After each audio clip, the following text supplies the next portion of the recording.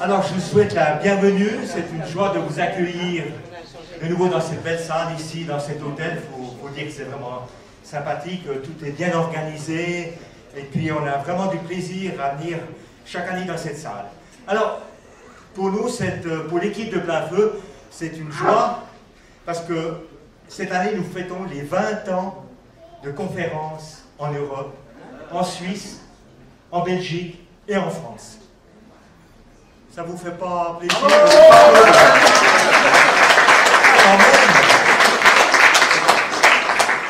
Non, je dois vous dire, c'est quand même quelque chose d'extraordinaire de pouvoir organiser ces conférences depuis 20 ans avec Pierre. Lorsque je l'ai connu au Québec, dans un restaurant, moi j'ai toujours aimé l'eschatologie, puis Pierre, bon, qui est un doué dans l'eschatologie, dans l'explication des prophéties, et quand il m'a demandé, Arthur, serais-tu d'accord d'organiser des conférences en Europe? Pour moi, ça a brûlé dans mon cœur, et ça brûle toujours.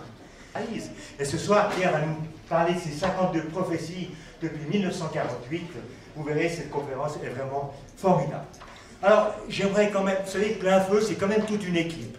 Et ça fait 20 ans qu'on travaille ensemble. Ça fait 20 ans que je tourne avec Pierre. Et vous savez, en 20 ans, on n'a jamais eu un mot plus fort que l'autre. Alors, Plein Feu, c'est toute une équipe. J'aimerais vous présenter Yvan Jacquard, qui est ici. Donc, ce soir, la conférence est filmée. Donc, alors voilà, merci Yvan pour tout le travail que tu fais. Il y a aussi Roxane. Roxane, elle est à Montréal. C'est elle qui cherche toutes les images, toutes les revues que vous avez sur Plein Feu. Lorsqu'il y a une vidéo, vous avez des belles images. C'est elle qui s'occupe de mettre tout ça et puis de l'envoyer aux intéressés. Richard Saint-Laurent, je ne sais pas si vous le connaissez, Richard, c'est celui qui fait toutes les petites vidéos. C'est un type extraordinaire.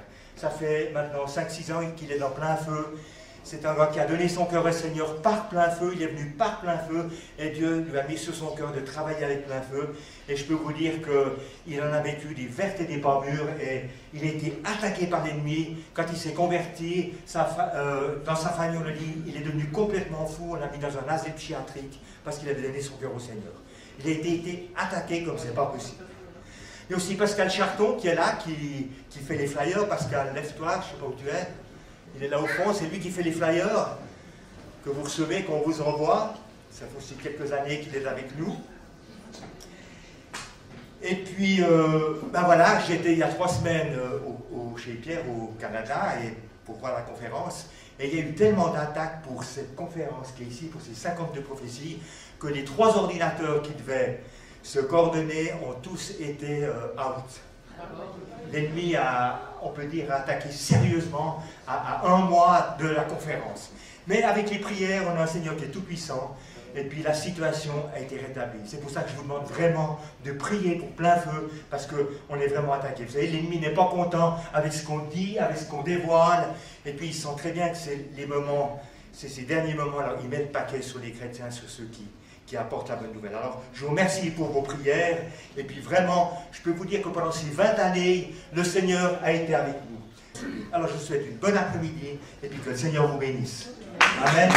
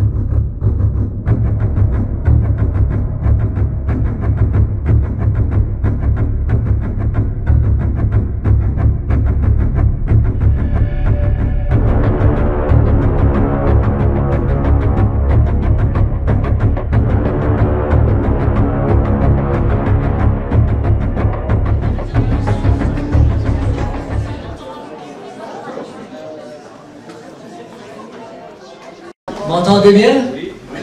Très bien. Alors moi, je suis heureux d'être parmi vous aujourd'hui pour des raisons spéciales. C'est que nous continuons notre ministère. C'est encore très spécial aujourd'hui. Être en eschatologie, il n'y a plus personne qui y croit. Et puis pourtant, le Seigneur est à la porte, n'est-ce pas? Vraiment, le Seigneur est à la porte. Il le dit bien, quand je reviendrai, trouverai-je encore la foi. Alors c'est normal que de plus en plus les gens s'éloignent de cette prophétie qui nous dit, dans sa réalité au présent, quand je reviendrai, trouverai-je encore la foi. La foi, qu'est-ce que c'est? La foi, ce n'est pas simplement je dis, ouais, je crois en Dieu, ouais, il faut qu'il y ait quelque chose, ouais, il doit y avoir de quoi là. C'est pas ça la foi, hein? C'est bien plus que dire aussi, je me suis fait baptiser, puis bon, quelle vie qu'on fait après, c'est complètement relatif à la foi qui a été incrustée en nous. Mais la vraie foi que Dieu veut que nous ayons, c'est la foi de la connaissance. Romains 10, 17, la foi vient de ce qu'on entend de la parole de Dieu. Si on ne l'entend pas, on ne peut pas avoir la foi gratuite comme ça. D'accord. Quelqu'un me dira, Jésus a dit, je me laisserai trouver même par ceux qui ne me cherchaient pas. Oui, mais c'est quelques-uns peut-être. En général, le Seigneur s'est révélé à nous de multiples façons, de toutes les façons possibles. Aujourd'hui, nous allons en explorer seulement qu'une, mais au préalable, permettez-moi de vous donner quelques informations, quelques épisodes de la révélation divine. La création elle-même est une façon dont Dieu parle aux hommes. Il le dira bien dans Romains 1, 20. Il dit, ils sont sans excuse, ayant vu le travail de mes mains. Les gens ont des télescopes aujourd'hui, ont des longues vues, ont la télévision, on voit toutes sortes de choses. Sur plein feu, on vient à peine hier de placer la deuxième tétrade du mois de notre mois présent, dans lequel on voit les astres, ainsi de suite. La NASA qui analyse toutes ces choses. Et puis malgré ça, les gens disent c'est beau, hein? Mais ils ne se posent pas la question s'il y a quelqu'un derrière, c'est beau. Quand on regarde une belle peinture, on dit, ah, c'est un Picasso, c'est un Rembrandt, c'est merveilleux. Ça coûte des millions de dollars. Moi, aujourd'hui, on regarde la nature et on ne dit pas qui l'a créé. Quand on écoute la musique, on dit, hey, vous avez écouté, ça c'est du Brahms, ça c'est du Liszt, ça c'est du Beethoven. Oh. Mais si vous ne connaissez pas la musique, vous devez dire, oh, c'est beau. Mais quand on regarde la nature qui est là, on ne se pose pas la question, qui l'a créé? Alors la foi, ça commence avec l'émerveillement de la créature divine. Il y en a d'autres façons aussi. Il y a la simple rhétorique des Écritures. Énormément de gens sont venus au Seigneur en lisant la Bible, tout simplement.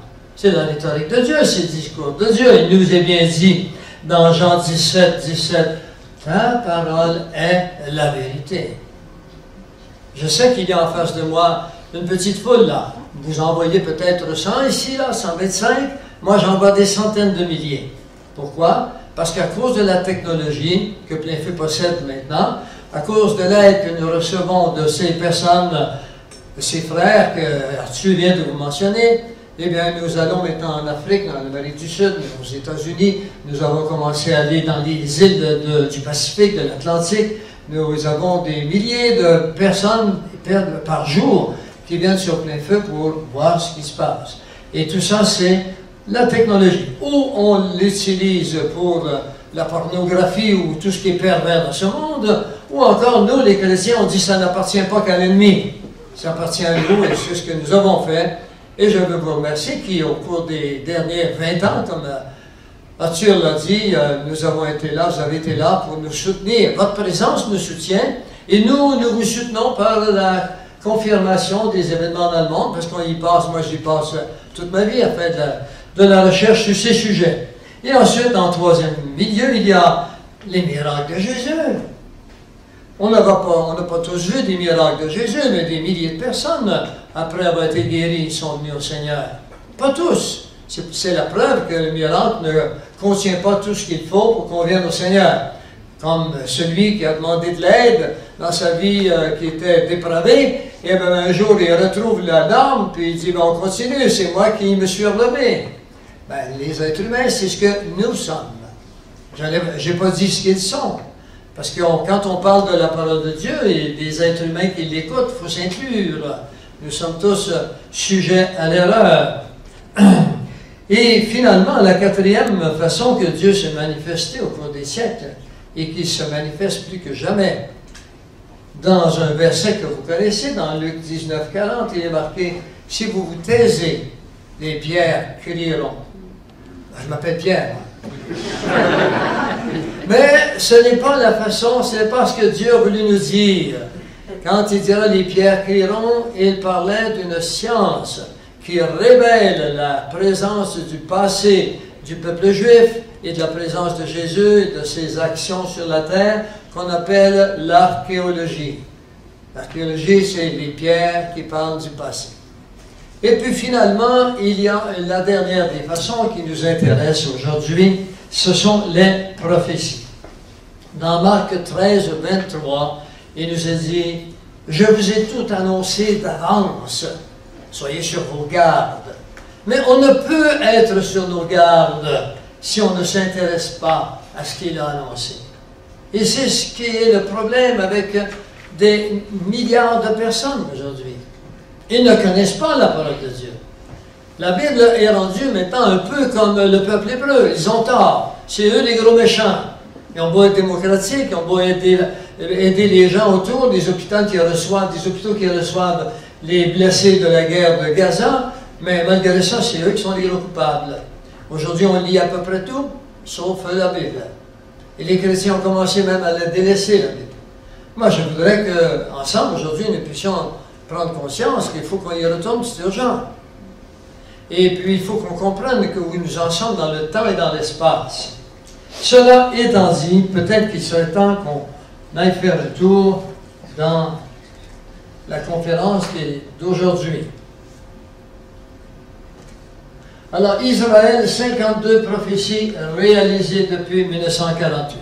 Souvenez-vous que dans les conférences qui ont eu lieu dans les années passées, je vous parlais souvent des prophéties qui allaient venir à partir d'Israël, bien sûr, comme centre et horloge de l'humanité. Je vous le répète, Israël est l'horloge de l'humanité. Tout se fait en fonction d'Israël. Et sachant ceci, maintenant voyons où on est rendu Israël, et vous comprendrez que ce soir, avec quelques prophéties supplémentaires, bonjour, on vous attendait.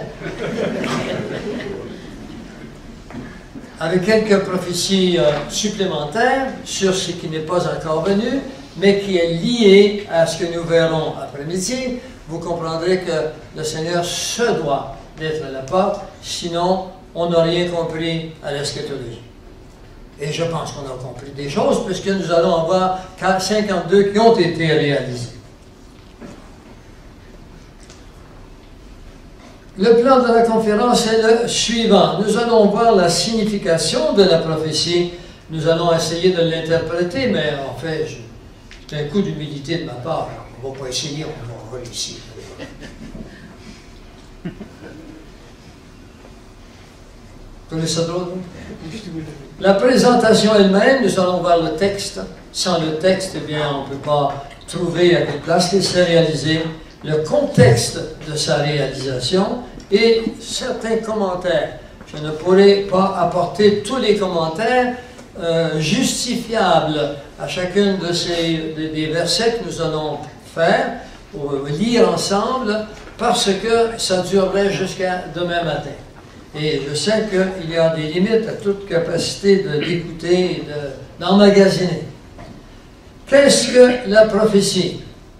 La prophétie, c'est l'ensemble des points de repère démontrant l'omniprésence de Dieu, créateur de toutes choses, incluant le temps.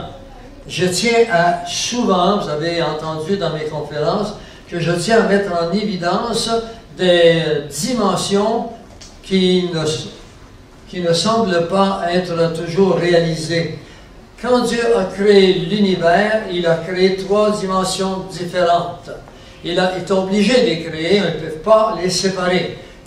Avec l'énergie, Dieu a créé créé de l'énergie. Dieu n'est pas énergie, comme le Nouvel Âge le dit, mais c'est avec de l'énergie qu'il a créé l'univers, la matière.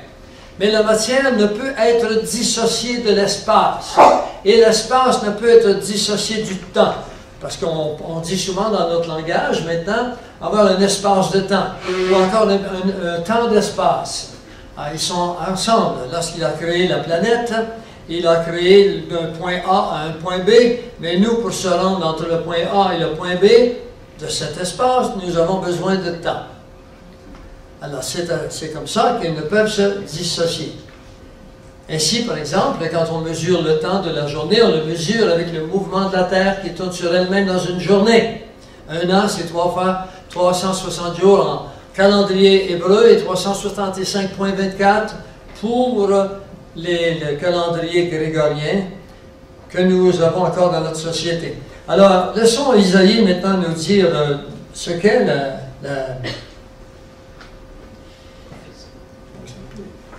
Alors, Isaïe nous dit ceci. Il dit, voici les premières choses sont arrivées et j'en annonce de nouvelles. Je vous les fais entendre et c'est ici le but de la prophétie, avant qu'elles arrivent. Dieu nous annonce les choses avant qu'elles arrivent. Si je vous disais, moi, par exemple, dans une demi-heure, vous allez entendre, pas tellement loin ici, vous allez entendre un boum. C'est un avion de la compagnie Delta qui va tomber. Oui. Et puis, si je vous disais demain matin, vous allez voir en Italie, il va y avoir le pape qui va mourir. Et puis, demain matin à 10 h, vous entendez à la télévision que sainteté, le pape est décédé. Et puis, qu'on prie à l'âme, il y a un avion qui est tombé là. Alors vous allez dire, hey, ce gars, il est connecté. Hein? Quelque part, l'univers est dans son cerveau, il est connecté. Alors, Jésus est connecté depuis toujours, parce que Dieu est le seul être qui peut dire le futur, pour l'unique raison que Dieu ne vit pas dans le temps seulement. Dieu vit hors du temps puisqu'il l'a créé. Il ne peut être prisonnier de sa création. Sans ça, bien, il serait comme nous. On se fait trapper dans nos propres projets, n'est-ce pas? Alors, le but de la prophétie, c'est que les gens voient ce qui est dit, et quand ces éléments arrivent, se produisent, eh bien, ils y voient l'intelligence, l'Esprit divin. Dès à présent, je vous dis, avant que la chose arrive, afin que lorsqu'elle arrivera, vous croyez à ce que je suis. Alors voilà pourquoi Jésus nous dit, encore une fois, c'est comme je vous ai dit, si je suis connecté parce que je vous annonce des choses qui arrivent au même moment, eh bien là, venez me voir que j'en donne d'autres. Ben moi, je suis allé voir ce Jésus qui nous en donne beaucoup d'autres. En fait, il nous les a tous donnés. Dans cet aspect qui nous appartient, de connaître ce qui vient sur notre monde. Les gens vont acheter le journal demain matin, vous allez voir, puis ils vont lire quoi? Les nouvelles qui sont déjà passées. Puis ils vont courir pour les avoir. Et nous, on a le futur qui est là, puis est-ce qu'on court vraiment pour les avoir? Sachez tout d'abord ceci, que nulle prophétie de l'Écriture ne vient d'une interprétation particulière.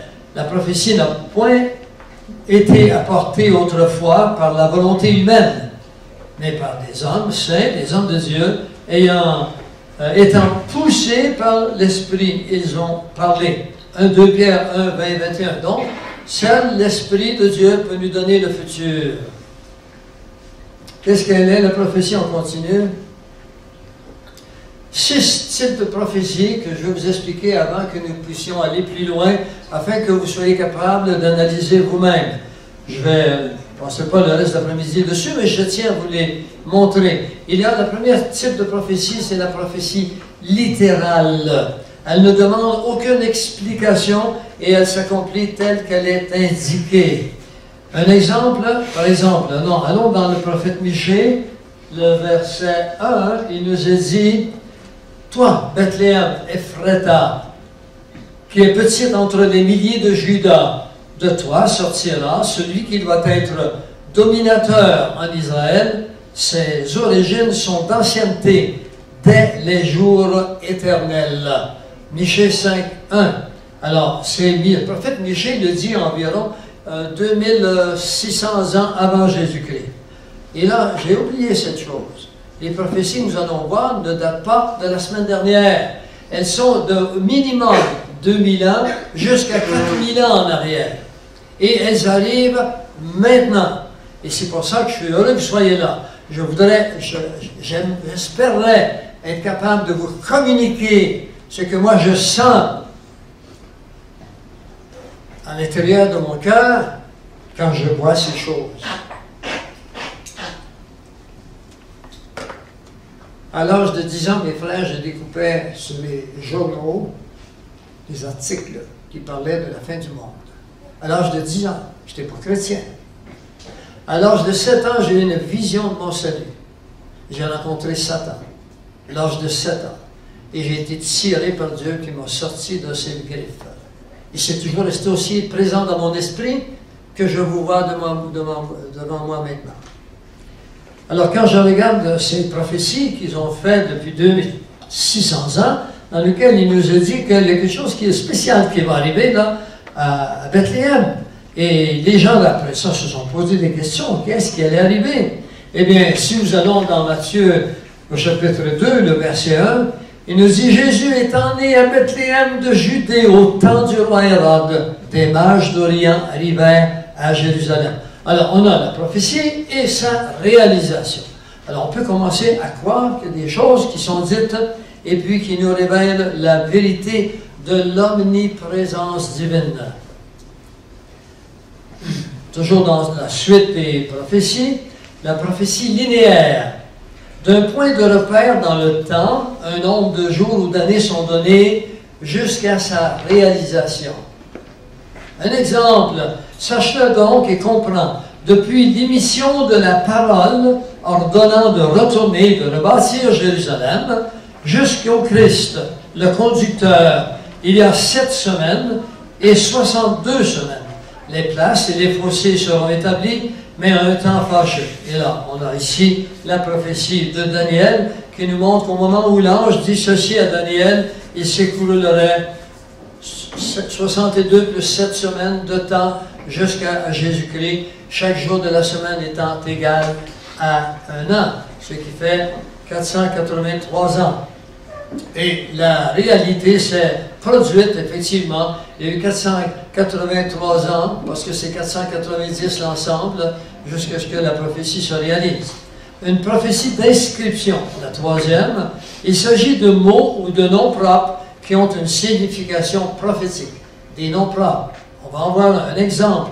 Le mot Mathusalah, dans la Bible, dans la Genèse, a une signification en lui-même. Le mot Métus veut dire mort ou mourir. Et le mot Shelah veut dire envoyer. Alors, lorsque le déluge vint une semaine plus tard, après sa mort, après la mort de Mathusalah, l'envoyé qui allait annoncer la mort.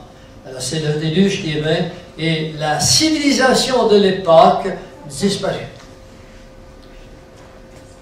J'insiste, une civilisation complète de l'époque a disparu. J'ai d'autres conférences à venir, peut-être, si le Seigneur ne vient pas nous chercher tantôt, ce sont des études sur ce monde de l'Antiquité, avec la technologie avancée qu'ils avaient. C'est des choses extraordinaires. Mais si Dieu a cru bon de faire périr toute une civilisation parce que cette civilisation était devenue méchante, vous croyez que si Dieu était le même hier, aujourd'hui et pour l'éternité, qu'il va laisser l'humanité vivre dans la déchéance morale dans laquelle nous vivons maintenant encore bien des siècles? Il se doit d'intervenir maintenant. Il y a d'ailleurs énormément de substances qui nous fait comprendre dans la parole de Dieu. On en verra quelques-unes. Le déluge vint une semaine après la mort de Mathusalah. Le quatrième type de prophétie, c'est la prophétie symbolique. Ce type de prophétie n'est pas exactement clair et il exige d'autres informations pour son interprétation. Un exemple. Il parut aussi un signe dans le ciel, voici un grand dragon couleur de feu ayant 7 têtes et 10 cornes, et sur ses têtes 7 diadèmes. On le voit dans Apocalypse 12, verset 3. Et ensuite il dira, oui, ici il est question, le dragon avec 7 têtes avec 10 cornes. Et ici, mais alors voilà, ce sont des mots, des 7 têtes et des cornes qui ont des significations, qui signifient par exemple des empires, des puissances. Pour ce qui est de la deuxième verset d'Ézéchiel 4, vous avez ici le code qui est révélé, dans lequel nous verrons que des jours sont égaux à des années. Car je te compterai les années de leur iniquité pour un nombre égal de jours. Et on verra comment on se servira plus tard de cette prophétie pour découvrir exactement comment Israël est entré dans son pays le 14 mai 1948, au jour prédit 2700 ans au préalable. On pourrait savoir qu'Israël est entré dans son pays au jour même. Et il y en a un autre ici que je ne vais pas passer trop de temps parce qu'il est tellement facile à comprendre. Il s'agit de celui-ci en bas, pour ceux qui ne peuvent le lire. C'est dans Luc 13, 32. Je vois que certains d'entre vous prenez des notes. Prenez-le en note, parce que celui-ci, il est vraiment facile à comprendre, il est extraordinaire.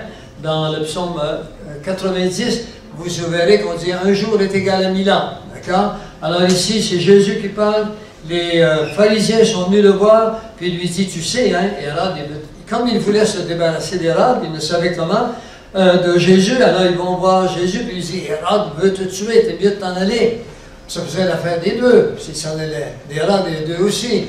Alors Jésus leur dit, voici, allez-y à la sœur Renard, je chasse les démons et j'achève de faire des guérisons aujourd'hui. Et je ferai des miracles et des guérisons demain. Et le 3e jour, j'aurai fini. Alors, si un jour est égal à 1000 ans, le temps de l'Église, où il fait des miracles, il guérit des malades, il chasse des démons, sont terminés. Alors, en 2000, certains pensent en 2008 ou 2009, les 2000 ans étaient accomplis dû à la bascule des jours, la façon qu'on les compte en hébreu ou bien en calendrier grégorien. Alors oui, je chasse des démons aujourd'hui, donc 1000 ans et demain, 2000 ans et le 3e jour, j'aurai fini. Pourquoi? Parce que dans Apocalypse 20, vous y verrez que Satan est lié pour 1000 ans. Alors on ne peut plus chasser des démons quand ils sont liés. Et en même temps, ça ne fait pas partie de ma conférence, mais je ne peux m'empêcher de le dire. Il y a énormément de maladies qui sont le résultat de possession démoniaque. Et c'est la preuve, Jésus nous dit, je chasse des démons et je guéris des malades. En chassant des démons, les malades sont guéris. Alors c'est ainsi que on pourrait parler de l'hypnose ici, comment un hypnotiseur habile est capable de paralyser le bras de quelqu'un. Eh bien, c'est à peu près la même chose, c'est de contrôler ce qui se passe dans le cerveau ici. Alors, je ne veux pas continuer sur ce sujet, mais tout de même, je veux que vous sachiez que nous sommes arrivés au temps de la fin. Nous sommes dans les 20 dernières années du temps de la patience. Nous vivons sur du temps emprunté. Le 5e type de la prophétie typologique, c'est-à-dire la typologie, des types qui se répètent. Ce sont des situations accomplies par quelqu'un au cours de l'histoire et accomplies par un autre de la même façon. Parfois des siècles plus tard, on appelle aussi la prophétie à double réalisation. Un exemple, en Daniel 11, par exemple, Antioche Épiphane place l'abomination dans le temple. Alors, je n'ai pas à relater l'histoire, vous vous souvenez, il entre à Jérusalem et il placera un porc sur l'autel au lieu d'un agneau. C'était à l'époque, sur la loi, où on faisait des sacrifices. Alors, pour se moquer d'eux et de Dieu, Antioche ira jusqu'au bout et il se fera appeler l'abomination de la désolation. Alors, en Matthieu 24, 15, Antioche est mort depuis un bon moment. Et Daniel 11 devient aussi l'Antéchrist, puisqu'il nous parlera de l'abomination avec les mêmes termes. Alors, c'est la double prophétie. Cela étant dit, le dernier, prophétie à double but. C'est le genre de prophétie ne se réalisera qu'une fois dans l'histoire. Mais il demeure un symbole d'une future autre prophétie qui arrivera, mais d'une façon différente. Dans Jérémie 23, par exemple, il prédit 70 années de captivité à Babylone.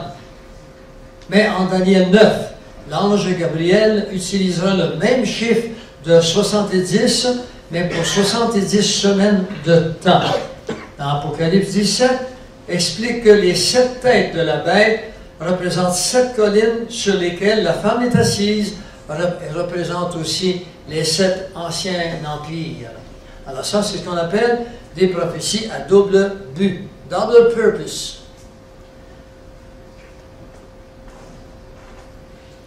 Alors, dans l'introduction et le commentaire, la naissance d'Israël jusqu'au présent, 52 prophéties et les 2 dispersions. Alors, commençons avec Israël. Depuis 1948, Israël est dans le passé sujet à 2 dispersions.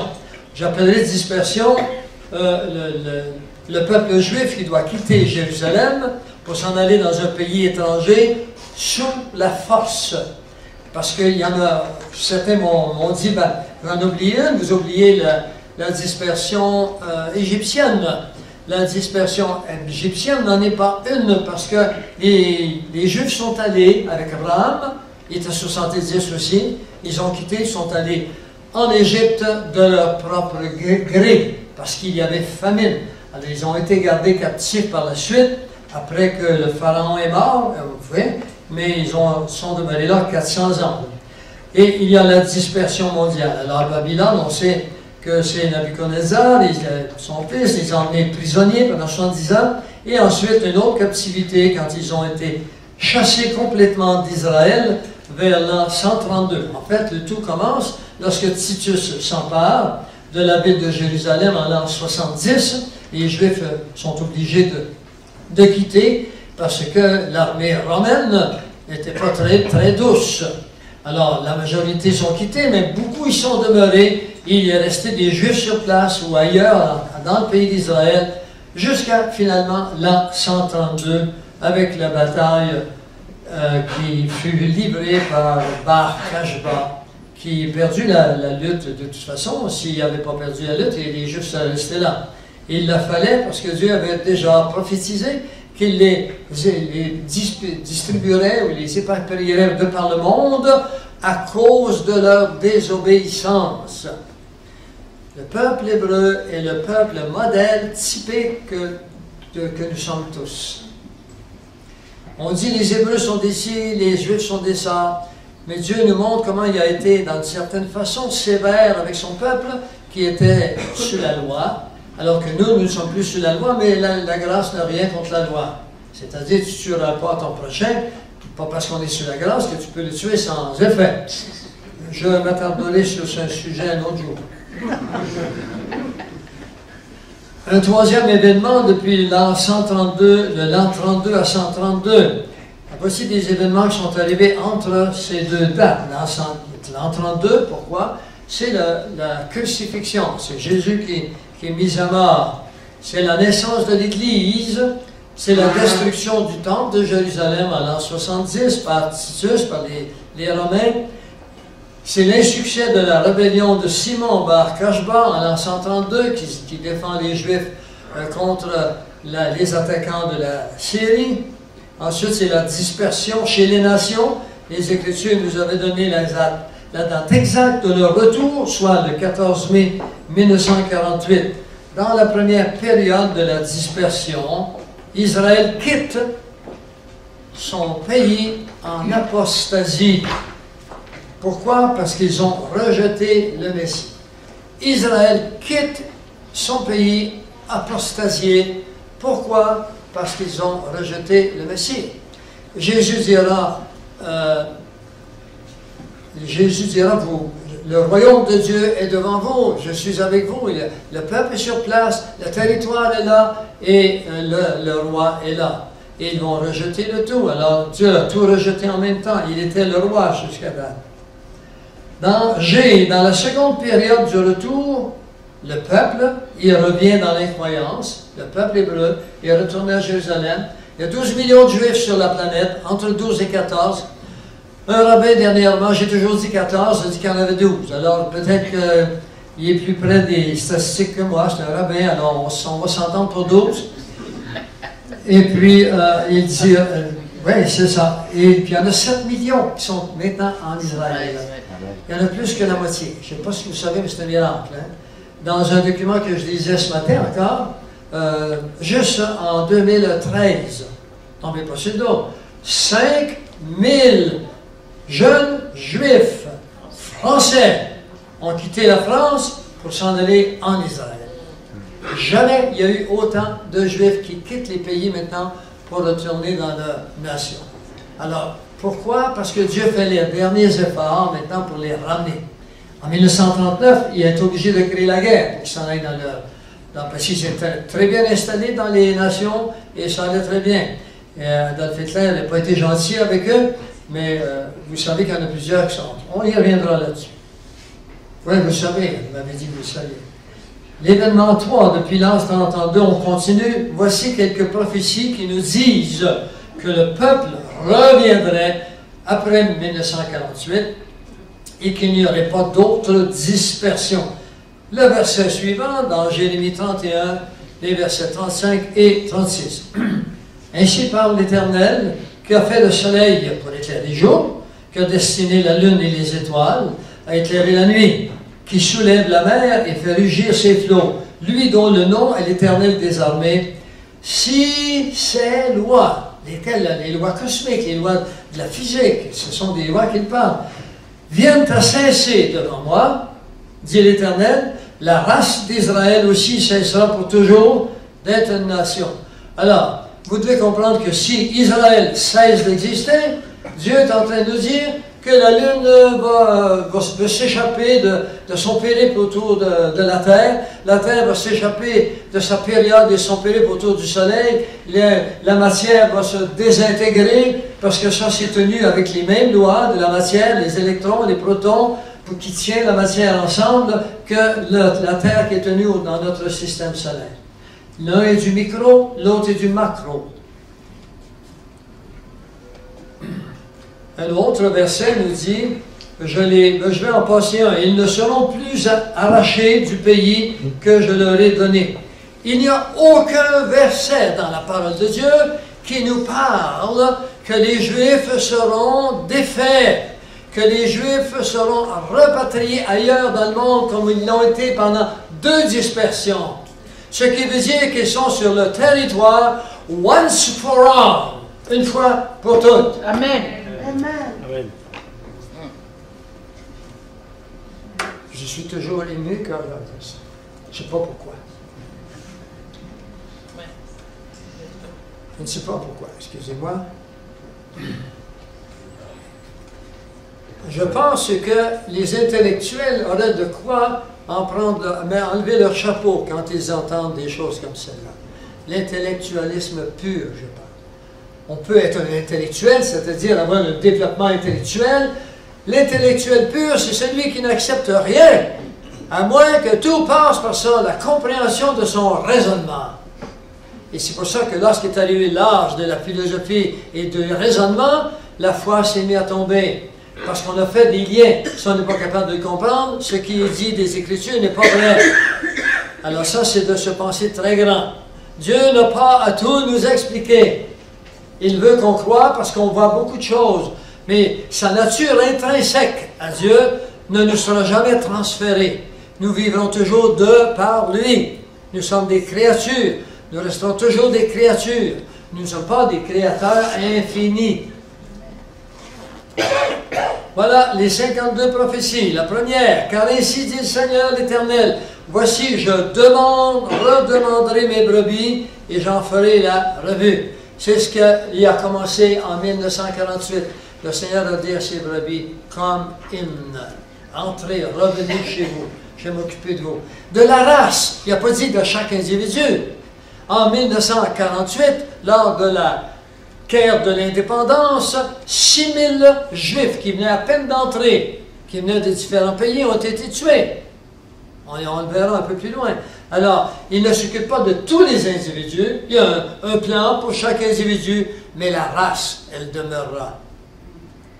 Comme un pasteur inspecte son troupeau, lorsqu'il est au milieu de ses brebis basses, et par ça, ainsi je ferai la revue de mes brebis. Je les recueillerai de tous les lieux, je les recueillerai de tous les lieux où ils ont été dispersés au jour des nuages et de l'obscurité.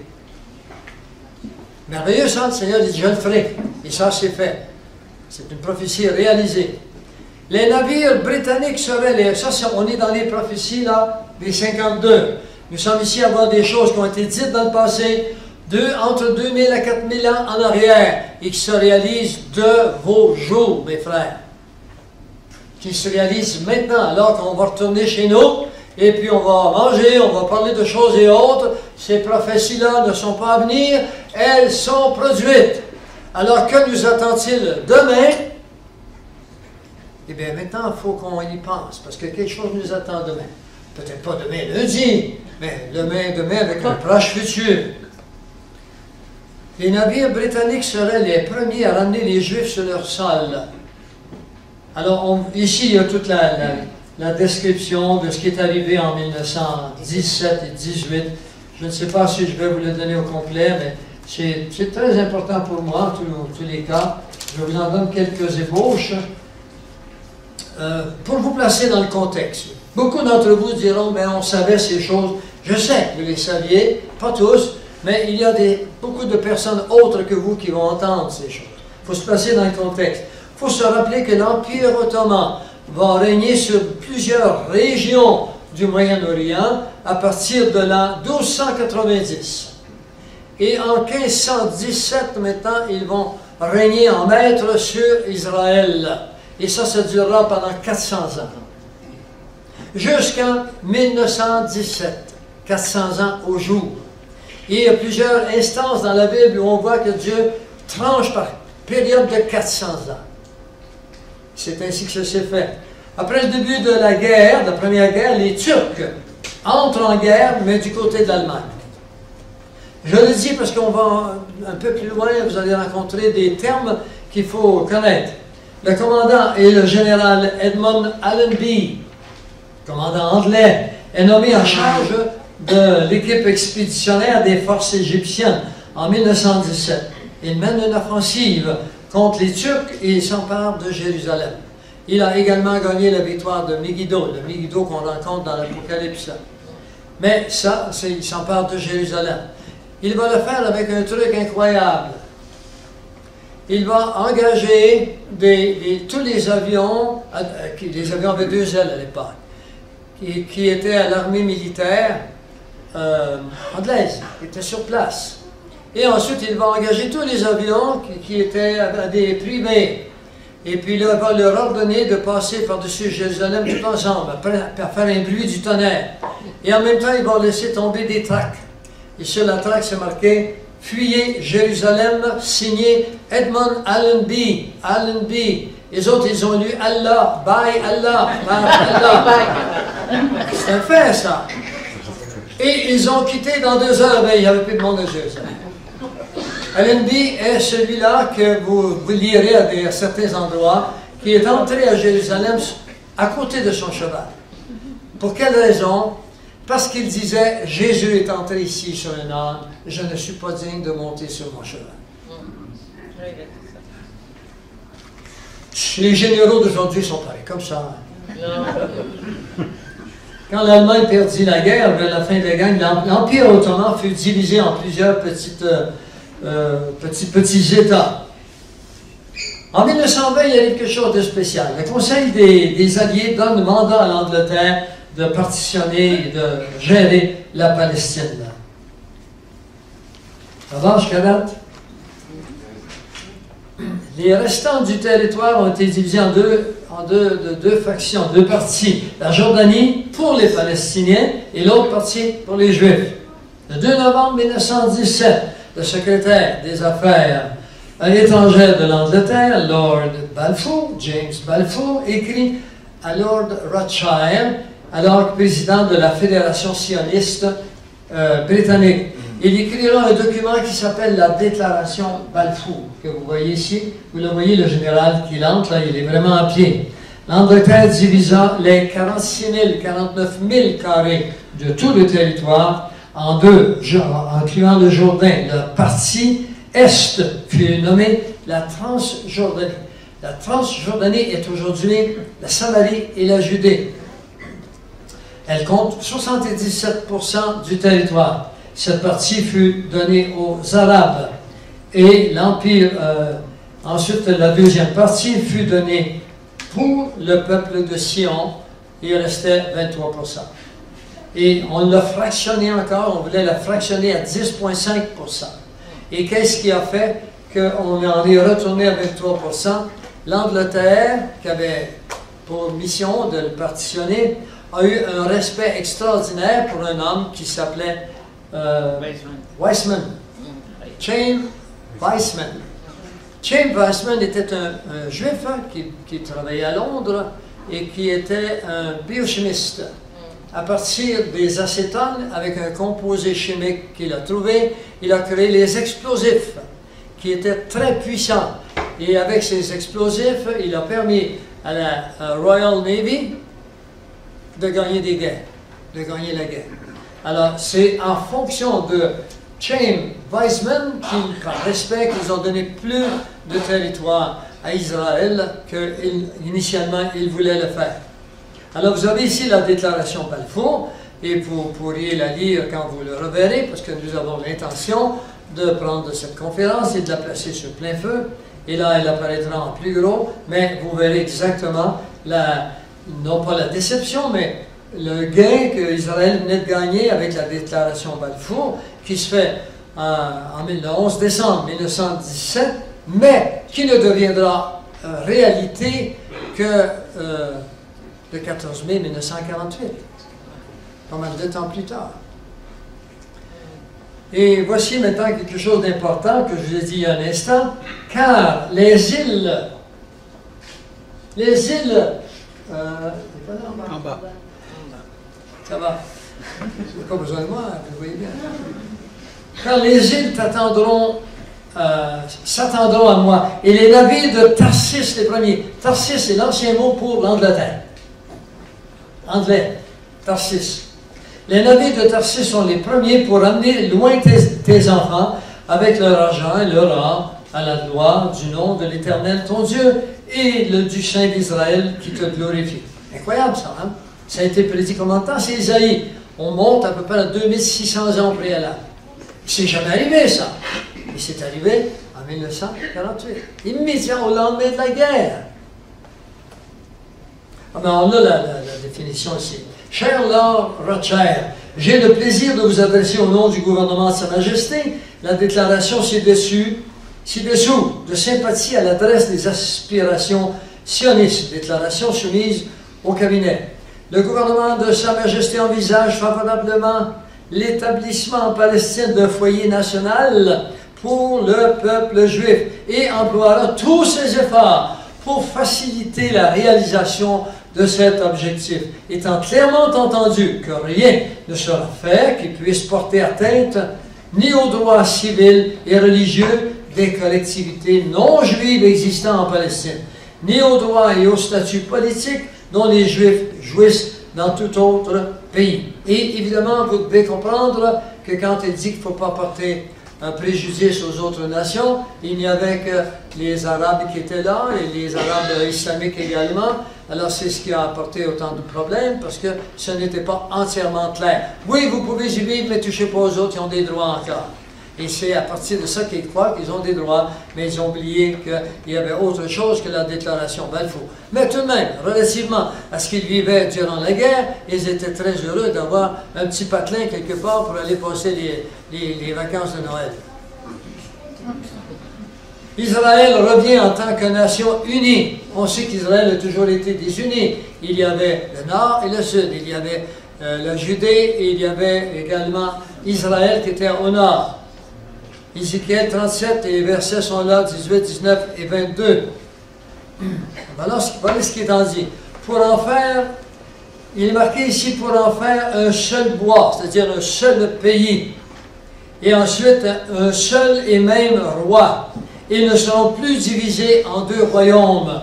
C'était annoncé par le prophète Ézéchiel en 37. Et après ça, après Ézéchiel 38, ben ils sont entrés dans le pays. Et en Ézéchiel 39, ils se font attaquer par la Russie et les pays connexes. Et ensuite, eh bien, il y a ce fameux tremblement de terre qui vient détruire les nations adverses. Alors, on voit que dans Ézéchiel 35, 36, 37, 38, 39, tout est en ordre chronologique des événements. Dans Osée 1, le verset 11, et les enfants de Juda et les enfants d'Israël se réuniront ensemble et s'établiront un chef et ils remonteront du pays, car la journée de Jisraël sera grande. Les Nations Unies décrètent qu'Israël est devenu une nation en un jour. Est-ce que quand Israël a été annoncé en tant que nation en un jour, est-ce que la Bible avait dit ces choses? Oui. Voilà. Elle le dira quand? Elle le redira dans Isaïe 66, le verset 8. Je vous ferai remarquer qu'Isaïe 66, c'est le dernier chapitre d'Isaïe. Et que le 8, c'est le chiffre de Dieu. Et 6, le chiffre d'homme. Il n'y avait pas plus homme qu'Israël. Homme martyrisé, homme avec tous les problèmes de l'humanité. Et Dieu intervient, et c'est le jour même qu'ils sont entrés. On fera un décompte dans un autre verset. Qui a jamais entendu pareille chose? Qui a jamais rien vu de semblable? Un pays est-il enfanté en un jour? Oui. Et une nation n'est-elle une seule fois que Sion ait enfanté ses fils aussitôt qu'elle est en travail? Quand est-ce qu'elle est en travail? Dès qu'elle entre en Israël. La journée même, cette journée même-là, les Anglais, l'armée anglaise quittait à minuit. Et Israël était entré. Il y avait environ 650 000 Juifs qui étaient là en tout. Et il y avait 40 millions d'Arabes qui les attendaient aux frontières avec des armes alors qu'eux n'avaient presque plus rien. On verra un peu plus tard, vers midi, comment est-ce que ça s'est arrangé. La cinquième prophétie. Israël renaîtrait sous le nom d'un leader du même nom que le roi David. Son nom fut David Ben Gurion. On le voit dans Osée 3, les versets 4 et 5. On le voit dans Jérémie 30, les versets 8 et 9. Ça, c'est exceptionnel, ça? David Ben Gurion, les secrets de la création de l'État d'Israël. C'est un homme extraordinaire. Dans Osée 3, car les enfants d'Israël attendront pendant beaucoup de jours, sans roi et sans prince, sans sacrifice, sans statue, sans éphod, sans téraphim. Après cela, les enfants d'Israël reviendront et chercheront l'Éternel leur Dieu et David le roi. Et ils viendront avec crainte à l'Éternel à sa bonté au dernier jour. Au dernier jour. On verra ce soir plusieurs expressions qui parlent de notre époque. Sixième, le nouvel État serait appelé Israël, parce qu'il n'y en avait plus de nom. Ils étaient dispersés dans tous les coins de la planète. Qui es-tu, toi? Il y en a un qui disait, moi je suis un Péruvien. Faudrait parler, j'avais pas le temps de vous parler de l'Argentine et du Péruvien qui ont accueilli les Allemands à la fin de la guerre, mais ils changeaient de nom comme ça pour revenir aux États-Unis. Ensuite, cet État nouveau-né consistera de la complète maison d'Israël, qui comprenait Juda et Israël, non pas Samarie et Juda. La Samarie et Juda, on les appelle maintenant la Cisjordanie. C'est pourquoi tu diras, ainsi parle le Seigneur, je vous rassemblerai du milieu des peuples, je vous recueillerai des pays où vous êtes dispersés, et je vous donnerai la terre d'Israël. Est-ce qu'on peut être plus clair? Ézéchiel, environ 2550 ans avant de nos jours. 50 ans avant Jésus-Christ. Il dit ces choses, Ézéchiel, puis il ne sait pas exactement ce qu'il va dire. C'est la main divine qui lui dit, qui lui donne ces prophéties.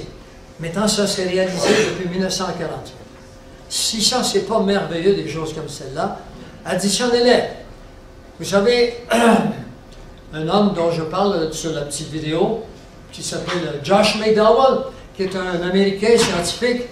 Josh a parlé à 5 millions d'étudiants dans 53 pays, et puis il a démontré que 11 prophéties associées avec la crucifixion, 11 seulement, faites par des statisticiens, des mathématiciens de la statistique, démontrent que la possibilité d'une coïncidence sont de 1 sur 7,5 multiplié par 10 à la puissance 59.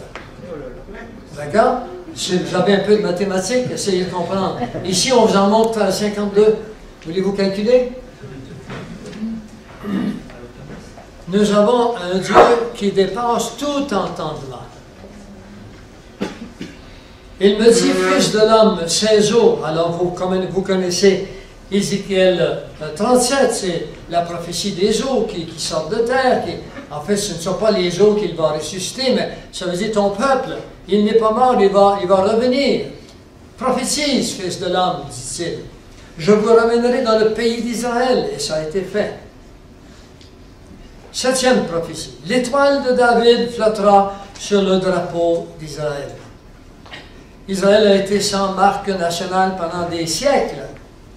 Comment, quelques genres d'étendards allait-il avoir? Isaïe avait prophétisé que le drapeau israélien aurait comme symbole l'étoile à 6 pointes. En ce jour-là, le rejeton d'Israël sera comme un étendard dressé pour les peuples. Les nations se tourneront vers lui et sa demeure sera glorieuse. Ceci est commencé en 1948, mais se terminera lors du retour physique de Jésus à la fin des tribulations qui sont à leur part. 2 généraux américains dans le dernier mois ont déclaré que nous sommes entrés dans la 3e guerre mondiale, que celle-ci est irréversible.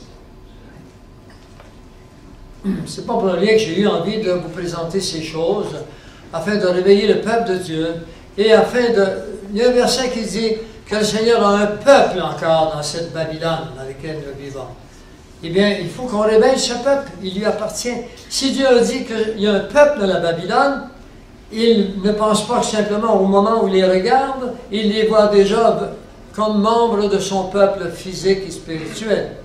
Alors, continuons à intervenir dans un monde qui n'intervient plus au nom de Dieu maintenant. La nation d'Israël, le 8e, sera plantée dans l'ancien sol de Canaan et non ailleurs. 2 grands prophètes l'annoncent, Jérémie et Ézéchiel. Jérémie 30.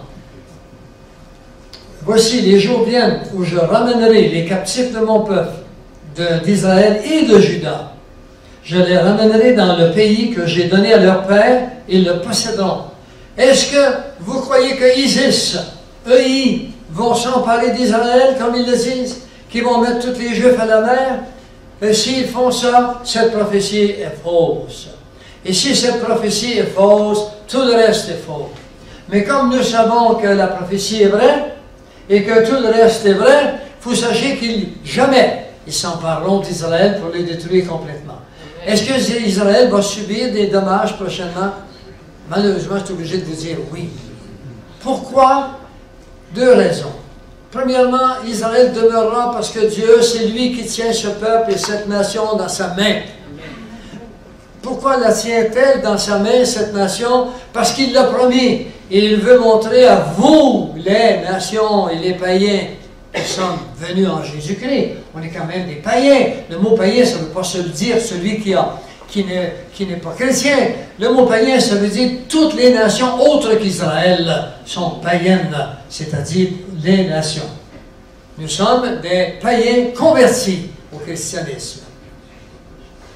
Oui, Dieu a un peuple chez nous, le peuple de Dieu, le peuple spirituel de Dieu, mais il a un peuple physique qu'on appelle Israël. Et dans le peuple physique, il y a des peuples spirituels également.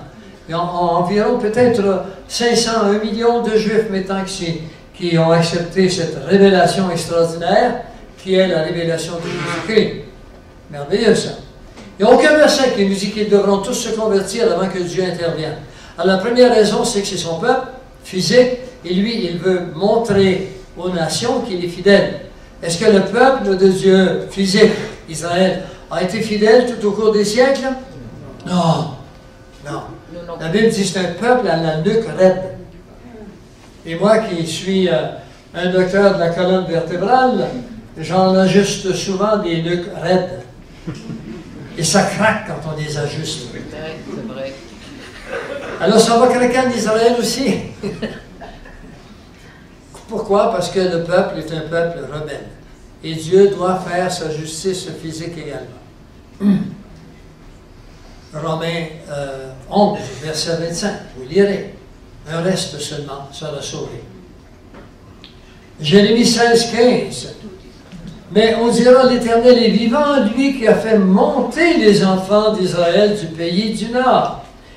Pays du Nord, ici, quand vous regardez la map, c'est d'où ils ont fait monter du pays du Nord, ça veut dire à partir du Nord, ils ont fait monter vers Israël, et on parle ici de les Juifs qui étaient en Russie, et également en Syrie. Il y avait beaucoup de Juifs qui étaient en Syrie. Ils ont fait monter du pays, car je les ramènerai dans leur pays que j'avais, encore une fois, donné à leur père. Quand l'islam ou les Arabes disent que c'est à nous ce pays-là, vous devez comprendre sur quoi s'appuie Israël. C'est à eux ce pays-là. D'ailleurs, il y a des gens très bien placés, des scientifiques, qui sont des Arabes, je dirais musulmans, oui, qui ont fait des recherches et qui ont eux-mêmes admis Israël n'appartient pas aux Arabes, appartient aux Juifs. Ils l'ont vu dans beaucoup d'endroits qui sont des documents anciens. Ézéchiel 36, 24. Je vous retirerai d'entre les nations, je vous rassemblerai de tous les pays et je vous ramènerai dans votre pays, encore une fois. Le 9e, Israël ne parlera plus de sa libération d'Égypte. Bon, il faut que je vous explique pourquoi on dit ça. À chaque Pâques, pendant des siècles, selon la tradition des Juifs, les Juifs se rappellent leur libération du pays d'Égypte. Ils y sont restés 430 ans.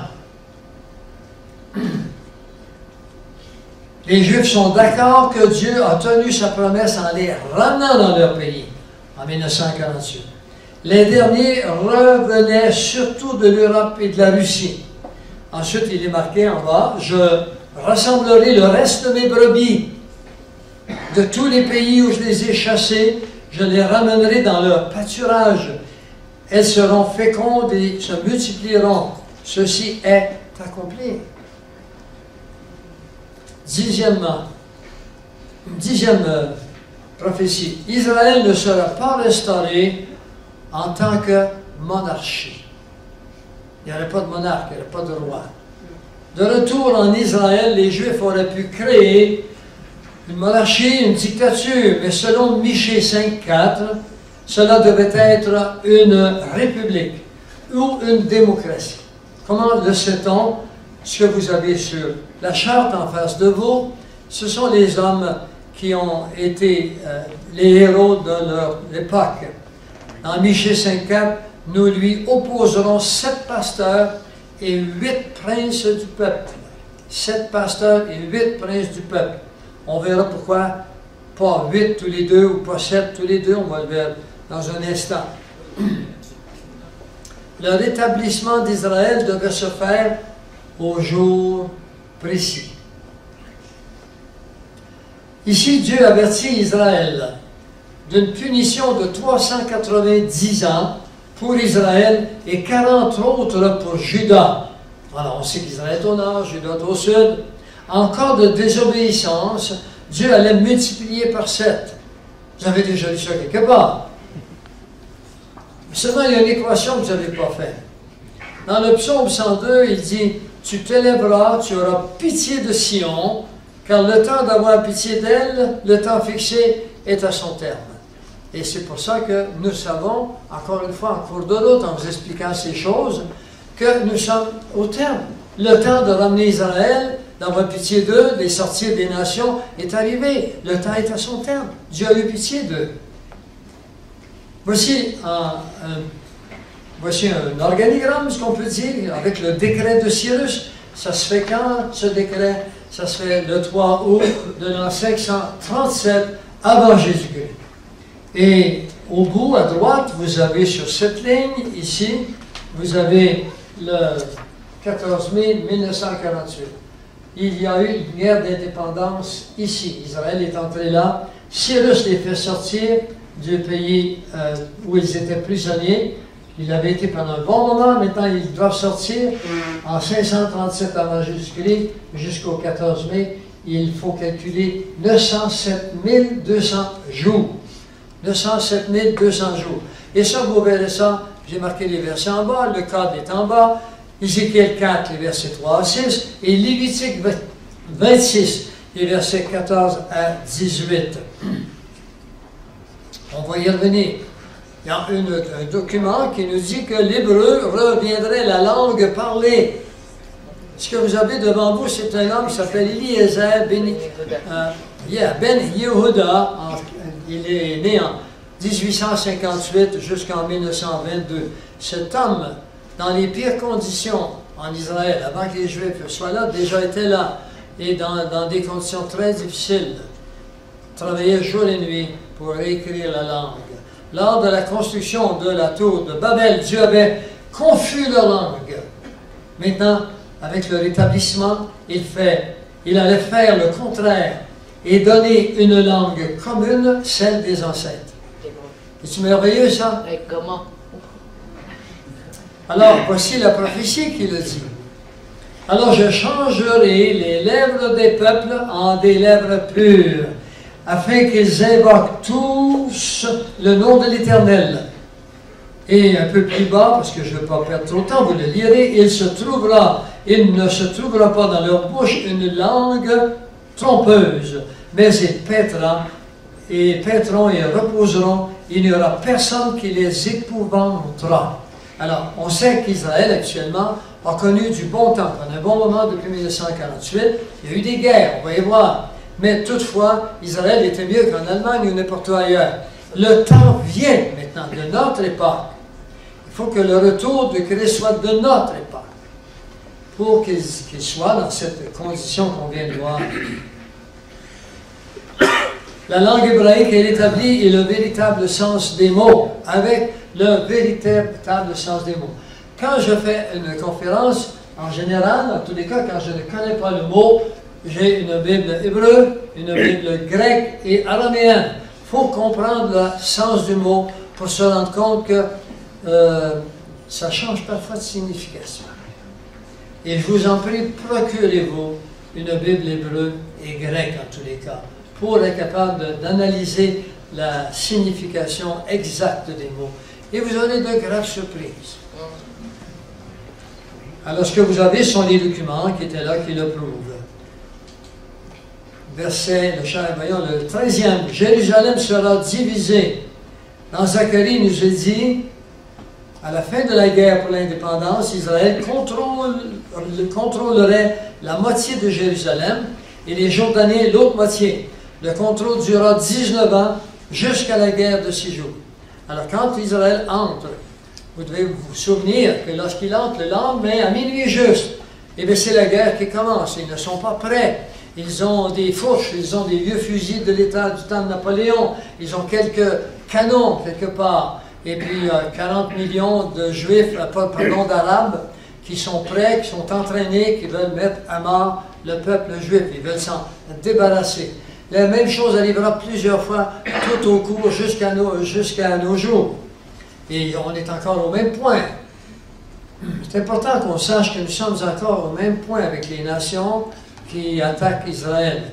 Et ces nations-là, sachez-le, c'est textuel partout, ce sont les nations d'alentour.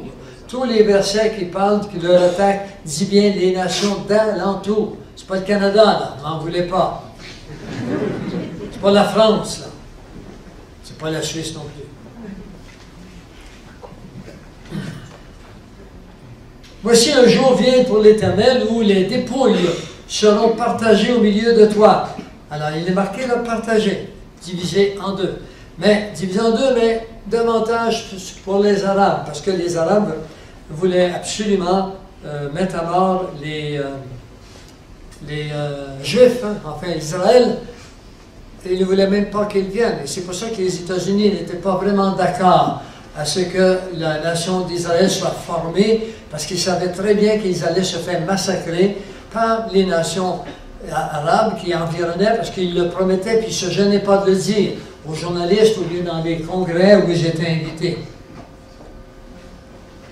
La bande de l'Ouest serait occupée. Dès qu'il est déclaré État, Israël se fait occuper par les Jordaniens, les anciens Moabites. Les Jordaniens, c'est les anciens Moabites, qui sécuriseront la moitié de Jérusalem, incluant le mont du Temple, et puis, ouais, c'est ça, et puis Jérusalem-Est, et on verra un peu plus loin, il y avait aussi la Cisjordanie. Plus tard, en 1950, ils décréteront que la Cisjordanie leur appartient. Sophonie parle des Jordaniens comme étant avares de territoire. Quand les Jordaniens capturent la bande de l'Ouest en 1948, ils s'empressent de détruire toutes les synagogues. Et rien de nouveau sous le soleil, hein, ce qu'ils font. Afin de balayer toute trace de la présence juive. J'ai entendu les insultes de Moab. C'est Dieu qui parle. Alors, il le dit lui-même. Ce sont des Moabites. Et les outrages des enfants d'Ammon, les Ammonites, qui ont insulté mon peuple et se sont isolément élevés contre ses frontières. Voilà.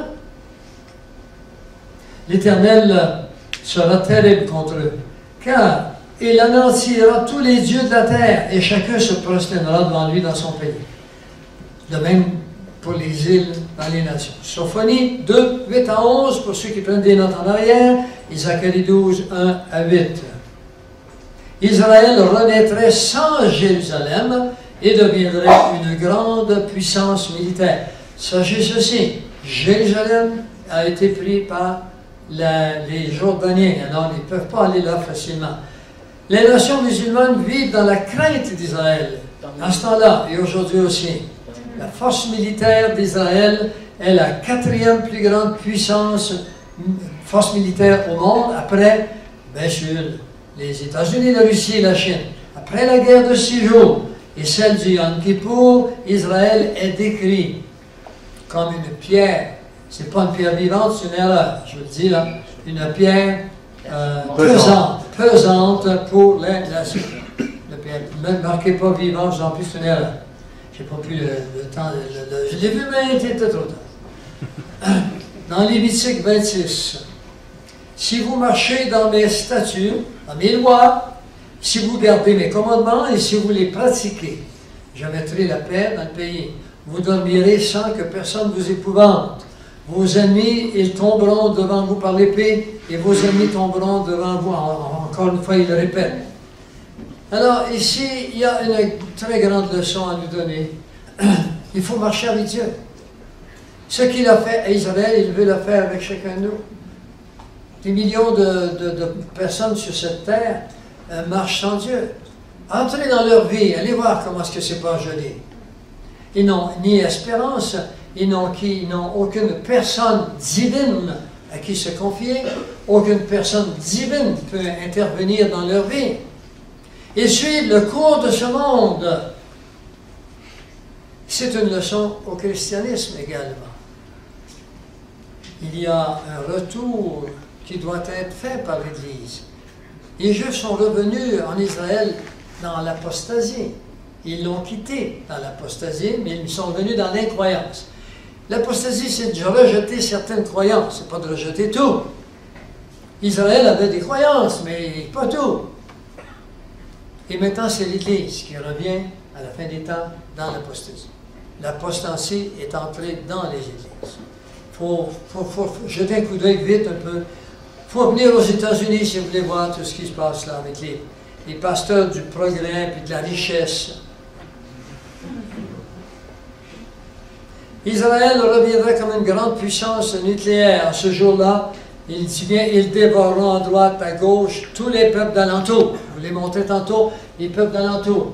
C'est ce qui est arrivé en 1967, c'est ce qui est arrivé en 1973 au Yom Kippour.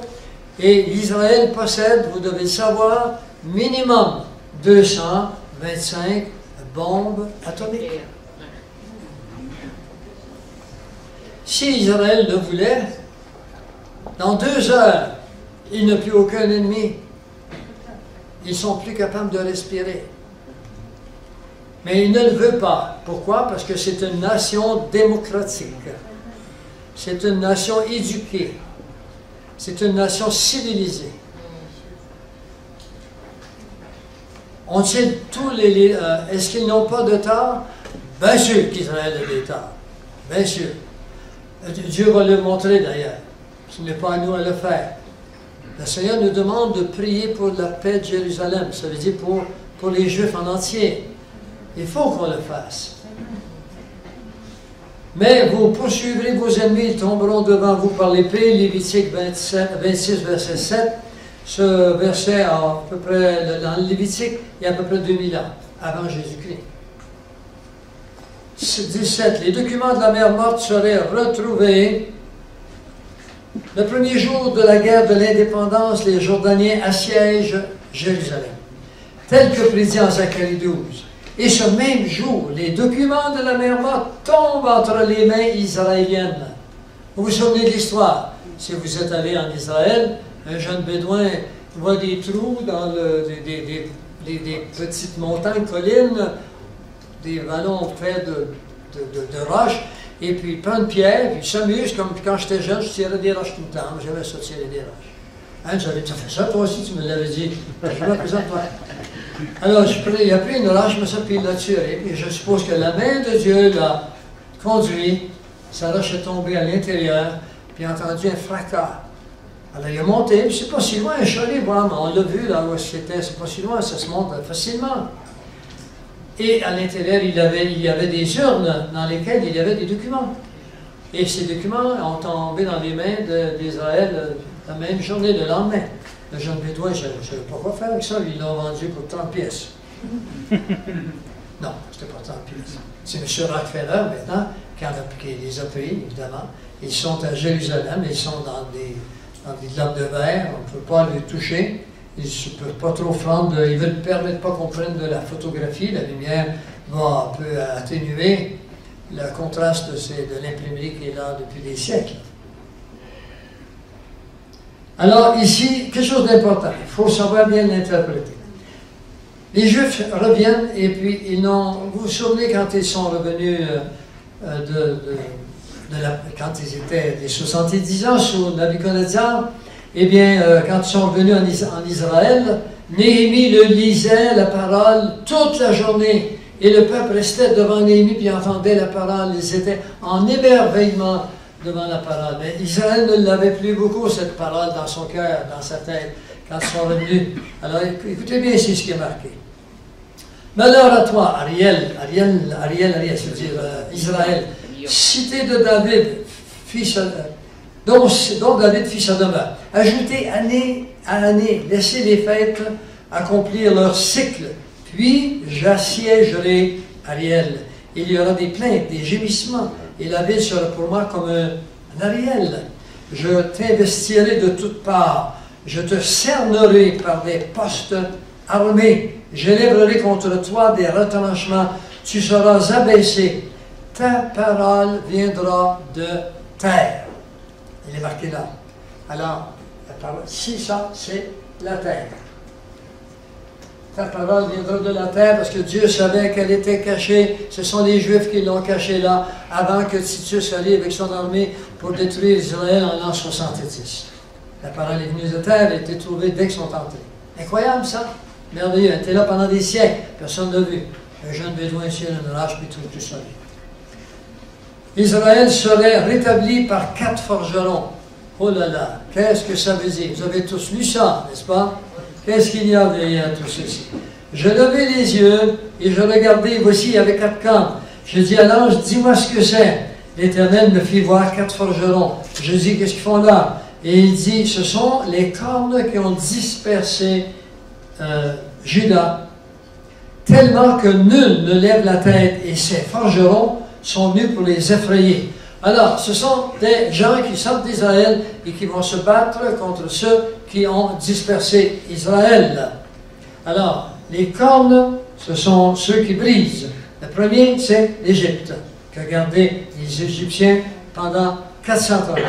Le forgeron, c'est Moïse. C'est lui qui les a fait sortir par l'Exode en 1453, 430 avant Jésus-Christ.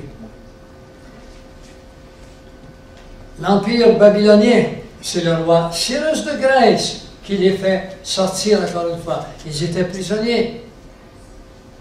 Dieu dit à Cyrus, aux Juifs, allez voir Cyrus. Cyrus lui dit, oui, je vais vous laisser sortir, je vais même vous protéger. Il leur a donné des armes, il leur a donné des soldats qu'ils ont suivis, de l'argent, puis les Juifs sont revenus en Israël. Tout le peuple avait le droit de revenir, 5% seulement sont revenus. Pourquoi? Parce qu'ils étaient bien là, ils s'étaient établis. Et quand ils sont arrivés en Israël, la Bible nous montre, les Écritures nous montrent que Dieu leur dit, vous allez bâtir le temple. Et un petit groupe seulement a levé ses manches pour commencer à bâtir le temple. Les autres ont bâti leur demeure. Israël, c'est un peuple égocentrique. Israël, c'est le modèle de vous et de moi. Nous sommes égocentriques. Égoïstes. C'est l'homme. N'essayez pas d'être autrement. Dites pas, je vais essayer d'être autrement. Si vous pensez être autrement, vous n'avez plus besoin d'un sauveur. C'est pour ça qu'il est venu nous sauver de nous-mêmes. Le troisième forgeron, il se battra contre Antioche Épiphane, et ce sera Judas Maccabée. Judas Maccabée qui a manqué son coup en l'an 165 avant Jésus-Christ également. Et Rome qui attaquera Israël en l'an 70. Et le forgeron, ce sera David Ben Gurion en 1948. Alors voilà les 4 forgerons, ce que ça signifie. C'est eux qui ont libéré Israël au cours des siècles. 19. Les Juifs reviendraient en Israël dans l'incrédulité. On le voit ici. Aujourd'hui, le peuple juif croit au Dieu d'Abraham, mais non au Messie Jésus-Christ. D'abord, vous comprenez ça? Ézéchiel les voit se rassembler comme nation, mais sans le souffle de l'Esprit. Ceci se passe durant les tribulations. Et je ne veux pas tout le lire parce qu'il est marqué en jaune, je le lis ici, mais il n'y avait point en eux d'esprit. Ézéchiel 37. Alors ils sont revenus, on les voit sortir de terre, les eaux sortent de terre, mais ce n'est pas une résurrection vraie, c'est vraiment figuré du peuple qui allait revenir. Et puis il nous a dit, il n'y a pas en eux d'esprit, c'est qu'ils retournent puis ils ne croient pas encore dans leur Messie. Prophétie réalisée. Michée prédit qu'Israël rejetterait leur Messie et qu'en retour, le Messie détruirait Jérusalem. En l'an 70, il a détruit Jérusalem. Maintenant, la fille de troupe rassemble tes troupes, on nous assiège, avec la verge, on frappe sur la joue du juge d'Israël. Alors, quand ils ont attaqué Israël, ils ont, en l'an 32, ils ont tué le Messie. Ils ont fait plus que frapper la joue. Et ensuite, ils viendront détruire Israël en l'an 70. Eh bien, pardon, le temple et le peuple. Bethléem serait épargné de la destruction romaine à cause que le Messie devait y naître. Prophétisez ça, par Michée. On voit ici, et toi, Bethléem, de toi sortira pour moi celui qui dominera sur Israël. Et en bas, lorsque l'Assyrien, l'Antéchrist, viendra dans notre pays et qu'il pénétrera dans nos palais, nous ferons lever contre lui 7 pasteurs et 8 princes du peuple. L'identification maintenant des anciens pays et des nations. Alors, on voit ici Kittim. Quand on parle de Kittim, on parle de Rome. Si vous ne le saviez pas, vous ne pouvez pas lire la Bible convenablement. On parle de Rome quand on parle de Kittim. La Syrie, ou encore quand on parle d'Achur, c'est la Syrie d'aujourd'hui. La Syrie, en un mot, c'est dans l'étymologie, c'est Ashur, qui est la Syrie d'aujourd'hui. Et Héber, il y a un Héber dans la Bible. C'est de là que vient le mot hébreu. Les Hébreux viennent d'Héber. Mais des navires viendront de Kittim, on l'a vu, de Rome, de l'Angleterre et de Rome, et puis ils humilieront l'Hébreu, et lui aussi sera détruit. Il venait de Rome en l'an 70. L'importante clé à la compréhension de la fin des temps, c'est de comprendre ce que veut dire les 7 pasteurs et les 8 princes. Je ne le lis pas au complet, je vous en donne les références. C'est dans Michée 5, entre les versets 4 à 8. En Israël, un prince, c'est un premier ministre. Et un pasteur, c'est le ministre de la Défense. Ah bon? Ben oui, le pasteur, il veille sur ses brebis. Ouais, il fait la guerre, ministre de la Défense. Oui, ben, il veille bien sur ses brebis en faisant la guerre. La guerre spirituelle, pour un vrai pasteur du temps de l'Église. D'accord? Les 7 chefs pasteurs dans Michée 5.4. On voit ici Ben Gurion. Ben Gurion, en 1948, il est élu, fait par le peuple. Il prendra la place de prince, il deviendra celui qui sera le premier ministre. Et puis, dès que la guerre a cessé un peu, il sera élu, puis il deviendra en même temps le chef de la défense, le ministre de la Défense. Alors, Ben Gurion aura cette place pendant un bon moment. Il sera remplacé par le deuxième chef en 1967, lors de la guerre de 6 jours, par un homme que vous connaissez qui s'appelait Levi Eshkol. Et Levi Eshkol se trouvera un ministre de la Défense qui s'appellera Moshe Dayan. C'est lui qui fit la guerre de 6 jours et qui fit également la guerre du Yom Kippour. Alors, voilà pourquoi vous voyez qu'ici, il n'y aurait que 6 pasteurs, et 7 pasteurs et 8 chefs. Pourquoi? Parce que Moshe Dayan sera le premier ministre de la Défense sous le règne de 2 personnages. L'autre, ce sera Mme Golda-Meir en 1973.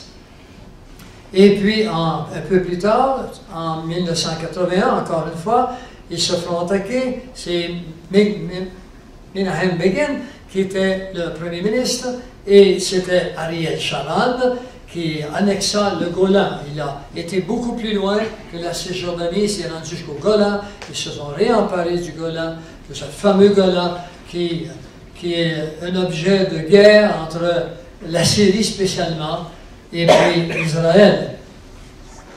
Et les autres, on ne sait pas qui sont ceux-là, le 6e et le 7e. Ici, on pourrait certainement dire, mais ça a été fait avant.